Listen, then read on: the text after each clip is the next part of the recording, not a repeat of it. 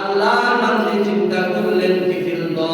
তার কাছে টাকার অভাব নাই, তাকে আল্লাহ তাআলা ধন সম্পদের ধনী বানাইছে, যাই তার কাছে যায়, যখন তার কাছে টাকা চাইল তখন সে টাকা দেওয়ার জন্য প্রস্তুত হলো, তবে শর্ত লাগায়া বলল, তোমাকে টাকা দিতে পারি, তবে তুমি আমার কাছে দেহ বিক্রি করবা, তুমি আমার চাহিদা পূরণ করবা, যদি করতে পারো আমি তোমাকে টাকা দিয়ে দেব। ওই বান্দি এমন মুসিবতের মধ্যে পড়েছে, টাকা ছাড়া আর কোনো গতি নাই, শেষ পর্যন্ত সে রাজি হয়ে গেল। যখন তাকে টাকা দিয়ে দিয়েছে, একান্তে কিফিল নামক জালেম তার সাথে কি করবে, তার মনের চাহিদা পুরা করবে। যখন তাকে বিভক্ত করে ফেলেছে, যখন সে তার মনের চাহিদা পুরা করবে, এমন সময় তাকায় দেখে কিফিল নামক জালেম ওই মহিলার চোখ থেকে কি অশ্রু বের হইতেছে, পানি বের হয়। কিফিল নামক জালেম বলে, আমার সাথে কত নারীরা দুর্কর্ম করে নিজেকে ধন্য মনে করে, ও মহিলা কোন জিনিসে তোমাকে কাঁদায়, তুমি কেন কাঁদো? এবার সে আরো জোরে কেঁদে দিয়েছে, বলতেছে, আল্লাহর ভয় আমাকে কাঁদায়, আমি আমার এই দেহের মধ্যে গুনাহের ছাপ লাগাই নাই, কিন্তু আজকে মুসিবতে পড়ে আজকে গুনাহের কাজে আমি লিপ্ত হচ্ছি। এই অবস্থায় যদি আমার ইন্তিকাল হয়ে যায়, আল্লাহ তাআলার কাছে আমি কিভাবে চেহারা দেখাবো? আল্লাহর কাছে যাইতে আমার অনেক ভয় হইতেছে। এখন কিফিল নামক জালেম চিন্তা করলো, হাই হাই, জীবনে কত অপরাধ করেছি না, এরকম সতী সাধকী একজন মহিলাকে আমি অপবিত্র করতে চাই না, যাও যাও তোমাকে ছেড়ে দিলাম, 500 টাকা তোমাকে আমি হাতিয়ে দিয়ে দিলাম। আল্লাহু আকবার, আল্লাহু আকবার। আমার মায়েরা, আল্লাহর সন্তুষ্টির জন্য যখন কিফিল নামক জালেম 500 টাকা হাতিয়ে দিয়েছে, ওই মহিলার সাথে সে কি করে নাই, জিনা করে নাই, অপকর্ম করে নাই, আল্লাহ তাআলার দরবারে এই আমলটা কবুল হয়ে গেছে। জোরে জোরে বলুন সুবহানাল্লাহ।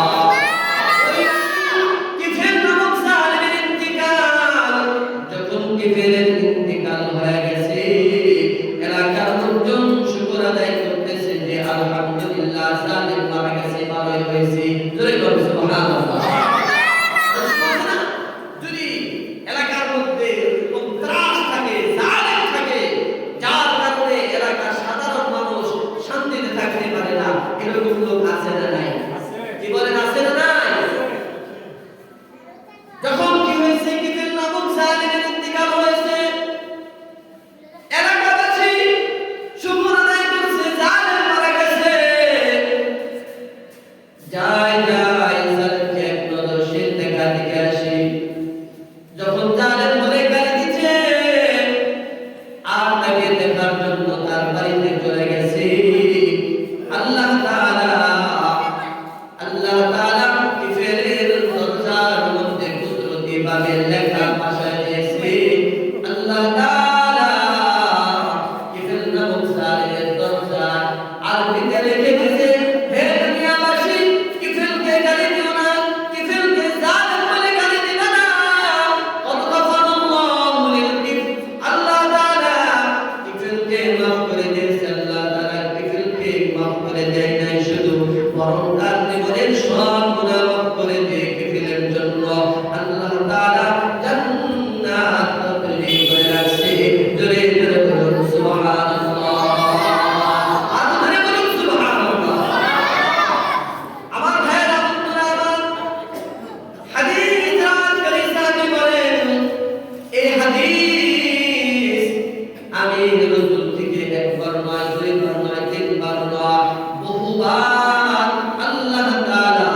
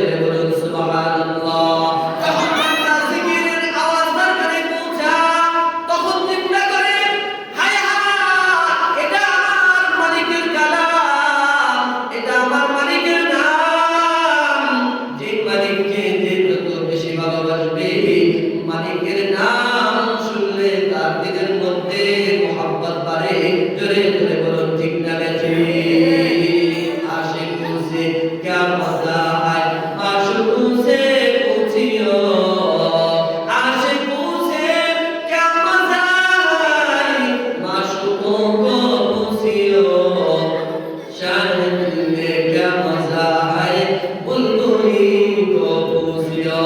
আমার ভাইরা জিকরুল্লাহ করতে কেমন মজা যারা আল্লাহ ওয়ালা যারা আল্লাহ তাআলার জিকির করে তারা বুঝে জিকিরের কি মজা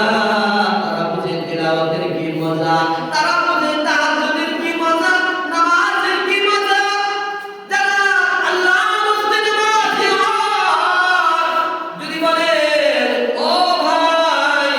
নামাজ ছেড়ে দাও 10,000 টাকা দিব 50,000 টাকা দিব বলবে যে এক লক্ষ কেন তুমি তামাম দুনিয়া আমার নামের বিপদ করে দাও তাহলে আমার নাম করে দিতে পারে আমি এক লক্ষ নামাজ ছেড়ে দিতে পারি না কারণ তার মধ্যে আল্লাহ পাকের হুকুমের বড়তা নামাজের মোহাব্বত আছে না নাই আমার ভাইরা বন্ধুরা আমার যদি কোনো বান্দা মুমিন হতে পারে কোরআন হাদিসের আলোচনা যখন শুনে সেখানে চলে আসবে চোখের পানিগুলো ছেড়ে দিবে আল্লাহ তাআলা বলেন ওয়া ইযা তুলিয়াত আলাইহিম আয়াতুহু যাদাতুহুম ঈমানা যাদের ঈমান ওই বান্দাদের ঈমান বাড়বে যখন তারা কোরআন তেলাওয়াত করে কোরআন তেলাওয়াত করলে ঈমান বৃদ্ধি পায় ঈমান বাড়ে জোরে জোরে বলুন কথা ঠিক না বেশি কেমন বলে পয়গম্বর বলে কোরআনুল কারীমের একটা হরফ যদি কোনো বান্দা বলে আল্লাহ তাআলা ওই বান্দার আমলনামায় 10টা নেকি জমা করে দেন সুবহানাল্লাহ আপনি বলুন সুবহানাল্লাহ একটা লালের ভিতরে কত শত শত শব্দ আছে একটা পৃষ্ঠার মধ্যে কত কি আছে হরফ আছে না নাই কি বলে আল্লাহ তাআলা আলিমদের মর্যাদা কেন বাড়াইছেন কারণ তারা কোরআনের সাথে সম্পর্ক আছে তারা দিবারাত্রিতে সব সময় কোরআনুল কারীমের তিলাওয়াত তারা ছেড়ে দেয় না কোরআন তিলাওয়াত করতে থাকে আল্লাহ তাআলা বলেন যে বান্দা কোরআন তিলাওয়াত করে প্রত্যেকটা তিলাওয়াতের বিনিময়ে আল্লাহ তাআলা তার ঈমান বাড়ায়া দেয় জোরে জোরে বলুন সুবহানাল্লাহ আল্লাহ নবী বলেন আল্লাহ তাআলা পয়গম্বর বলেন ইন্নাল জান্নাতা তাশতাকু ইলা খামসাতি নাফার দারিল কুরআন ওয়া হাফিজিল লিসান আল্লাহ নবী বলেন দুনিয়ার মানুষ জান্নাত চায় তবে জান্নাত দুনিয়ার মানুষদের মধ্য থেকে কিছু কিছু মানুষকে তারা সরে সুবহানাল্লাহ আর জোরে বলুন সুবহানাল্লাহ এবারে আমরা কি জান্নাত চাই না এবারে জান্নাত চাই না আল্লাহ তাআলা কবুল করুন সকলে বলুন আমিন আমরা যেমন জান্নাত চাই জান্নাতও চাই মানুষদেরকে আল্লাহ নবী বলেন ইন্নাল জান্নাতা তাশতাকু ইলা খামসাতি নাফার সর্বশ্রেণীর মানুষের জন্য আল্লাহ তাআলা জান্নাতের আগ্রহ প্রকাশ করে জান্নাত ওই সকল বান্দাদেরকে তালাশ করতে থাকে সুবহানাল্লাহ এক নাম্বার হলো দারিল কুরআন কোরআন তেলাওয়াতকারী যারা কি করে দিবারাত্রিতে কোরআন তেলাওয়াত করে কোরআন তেলাওয়াতের কারণে আল্লাহ তাআলার কাছে বান্দার মর্যাদা বেড়ে যায় যেমন মর্যাদা বেড়েছিল খাজা মঈনুদ্দিন চিশতি রাহমাতুল্লাহি আলাইহি কেন বাবা তার দিলের মধ্যে কোরআন ছিল তার দিলের মধ্যে সুন্নাহর জ্ঞান ছিল আল্লাহ তাআলার বিধান এবং পয়গম্বরের সুন্নাহ তার জীবনে ছিল চিল্লা বলুন কথা ঠিক না বেশি কেমন আল্লাহ বলেছিল খাজা মঈনুদ্দিন চিশতি রাহমাতুল্লাহি আলাইহি যখন মদিনা থেকে যখন ভারতবর্ষে খাজা মঈনুদ্দিন চিশতি রাহমাতুল্লাহি আলাইহি আগমন করেছে ইসলামের দাওয়াত দেওয়ার জন্য ইসলাম প্রচার করার জন্য যখন খাজা মঈনুদ্দিন যখন ভারতবর্ষে আগমন করলেন এখানে এসে যখন আল্লাহ নবী খাজা মঈনুদ্দিন কি করলেন আযান দিলেন আযানের আওয়াজ যখন যতদূর পর্যন্ত পৌঁছাইছে